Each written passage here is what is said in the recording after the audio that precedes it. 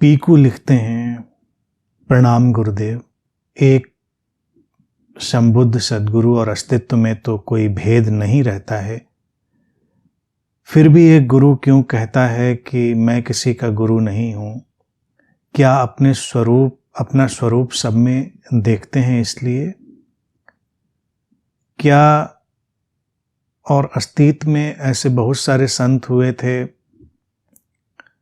जिन्होंने अपने स्वरूप को व्यक्त किया था कि मैं वही हूँ, और जिसके फलस्वरूप कुछ संप्रदाय ने उनकी हत्या भी की थी। कुछ कहें गुरुदेव।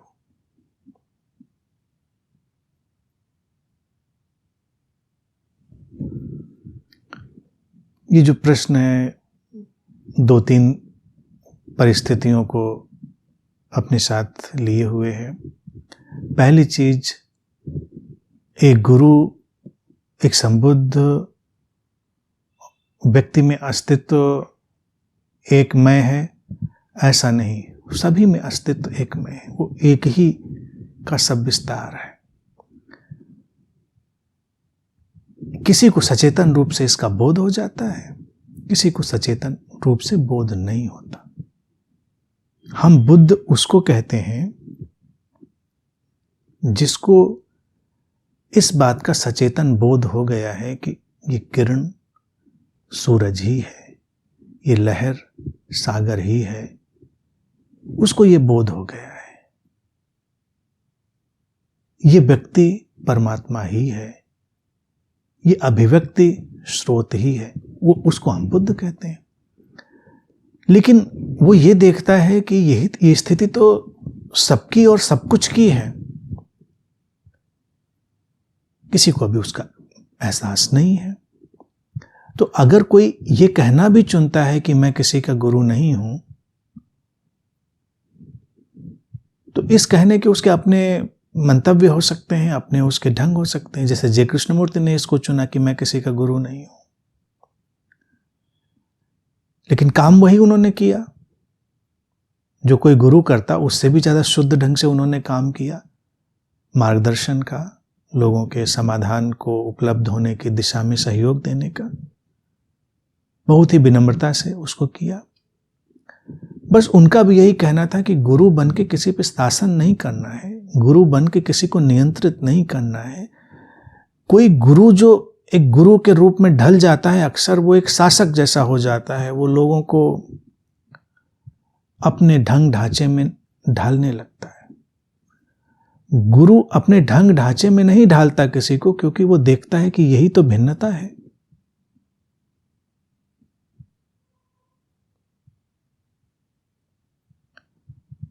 लिखते हैं कि वो अपने स्वरूप को सब में देखते हैं, इसलिए क्या अपने स्वरूप को सब में देखते हैं ये बात नहीं है, वो उसी स्रोत को सब में देख पाते हैं। अपना स्वरूप जैसा कुछ होता नहीं, एक ही अभिव्यक्ति। इसीलिए एक बुद्ध के लिए गुरु शिष्य बस एक खेल है, एक लीला है, लेकिन वो लीला का भी सम्मान करता है, क्योंकि जिसको जो दिखाई दे रहा है उसको वो दिखाई दे रहा है। उसे क्या अंतर पड़ता है? एक सीकर, एक शिष्य, उसको तो भेद अभी दिख रहा है ना, तो उसके लिए वो भेद ही सहयोगी है, तो उसको उस भेद के साथ चलने देता है। लेकिन उस पर उसकी बहुत पकड़ ना बन जाए, इसलिए वो थोड़ा सा बीच बीच में इस सब से अलग भी करता रहता है सारी चीजों को।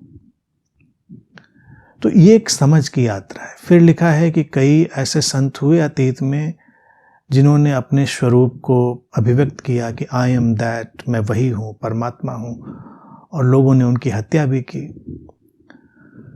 तो यहाँ पर देखिए, ये चलता रहा है अतीत में भी और ये आज भी संभव है। कोई इसमें बहुत अंतर नहीं पड़ा। हाँ, सभ्यता के विकास क्रम में अब इतना तो हो गया है कि अचानक एकदम से इतनी जल्दी नहीं होता। ये हम क्यों नहीं स्वीकार करते कि किरण सूर्य ही है? योग वशिष्ठ देखिए वही बात कह रहा है। योग वशिष्ठ के सूत्र इतने प्राचीन हैं जिन पर हम लोग आजकल चर्चा कर रहे हैं, और वो कितनी क्रांतिकारी बातें कहते हैं कि प्रज्ञावान व्यक्ति को ये दिखता है कि लहर ही सागर है, किरण ही सूरज है। कोई भेद नहीं है। तो कोई व्यक्ति सहजता में कह भी सकता है कि मैं परमात्मा हूं, लेकिन जब कोई सहजता में कहेगा तो वो ये भी जानता है कि दूसरा भी परमात्मा है। वो ऐसे नहीं कि मैं परमात्मा हूं और दूसरे कहां से चले आ रहे हैं, ये किस फैक्ट्री से बन के आ रहे हैं, ऐसा नहीं उसका मंतव्य। और जब कोई इस ढंग से कहता है कि आई एम दैट, जैसे उपनिषद कहते हैं, वाह मैं वही हूं, तो उसकी दृष्टि इतनी निर्मल, इतनी व्यापक, इतनी सर्वग्राही, इतनी इंक्लूसिव हो जाती है कि जो भी उसकी निगाहों में देखता है उसको भी अपने परमात्मा होने का ही बोध होता है, उससे कम नहीं होता। इसीलिए बुद्धों के साथ एक मैजिक घटता है, एक जादू। जब हम उनके साथ होते हैं तो हम भी वैसे ही ऊपर खींच लिए जाते हैं, हमको लगता है हम भी वही हैं, कोई भेद नहीं। जहां पर गुरु इस तरह से किसी के ऊपर सवार होकर बैठा हो कि उसकी उपस्थिति में हम इतने दबे कुचले दीनहीन लगें कि ये तो कुछ बहुत महान है, हम कुछ गए बीते गड्ढे में पड़े हुए लोग हैं। धर्मों ने देखिए ऐसे ही बना दिया, संगठित धर्मों ने ऐसा ही बनाया, क्योंकि उनकी अपनी राजनीति वहां पर चलनी थी, उनकी अपनी पॉलिटिक्स होनी थी कि ये प्रॉफिट है हमारा, ये हमारा लीडर है, ये हमारा गुरु है, ये अंतिम है, बस उसके जैसा कोई नहीं होगा, बाकी सब सामान्य लोग हैं, वो विशेष है, वो परमात्मा का पुत्र है, तो बाकी सबका शैतान के पुत्र है। हर कोई उसी स्रोत से निकला है, सब परमात्मा के पुत्र हैं। एवरीबडी इज प्रॉफिट, हर व्यक्ति उस स्रोत को ही अपने अंदर से अभिव्यक्त कर रहा है। लेकिन तब खेल खत्म हो जाएगा, संगठित धर्म तितर बितर हो जाएंगे, संप्रदाय विलीन हो जाएंगे, ये चाहता नहीं कोई। तो वो जो हत्या करी जाती है वो इन्हीं लोगों के द्वारा करी जाती है जो उस संगठित धर्म संप्रदाय को चलाना चाहते हैं, क्योंकि ये व्यक्ति सब नष्ट कर देगा। ऐसा व्यक्ति इसलिए नहीं कि उसने कोई बड़ी अहंकार की घोषणा कर, अहंकार की घोषणा तो पहले वाले कर गए ना, बैठे हुए हैं कि मैं आखिरी मसीहा हूं।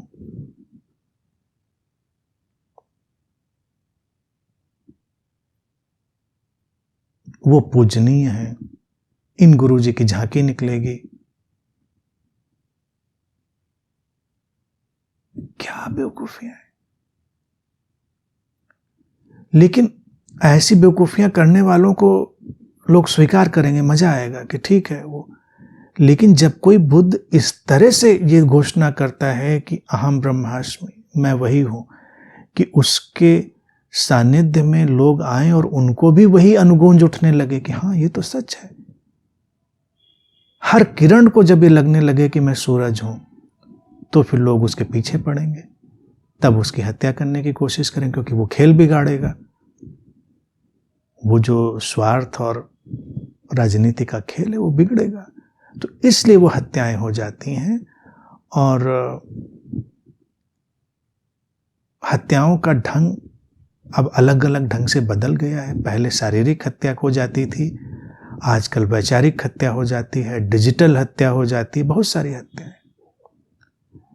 जैसे किसी के विचार को हम बढ़ने ही न दें, वो उसकी हत्या हो गई। आजकल जैसे हम डिजिटल प्लेटफॉर्म पे हैं, तो डिजिटल प्लेटफॉर्म पे अगर कुछ उल्टा सीधा है तो उसको हम बहुत प्रचार प्रसार दे दें, और कुछ सार्थक है तो उसको हम बिल्कुल दबा दें, उसको बढ़ने ही न दें, तो ये भी हत्या का प्रयास है। तो अनेक अनेक तरह से हत्याएं करी जाती हैं, क्योंकि वो सत्य किसी को इतनी आसानी से नहीं चाहिए जो तमाम लोगों के न्यस्त स्वार्थ और संगठित धर्म, संगठित राजनीति, संप्रदाय और गुरुडम, गुरुगिरी को खत्म कर दे। ऐसे लोगों से तो डर लगता ही है, ऐसे बुद्धों से लोगों को डर लगता ही है। तब भी वैसा था, आज रूप बदल गया है, आज भी वैसा ही है।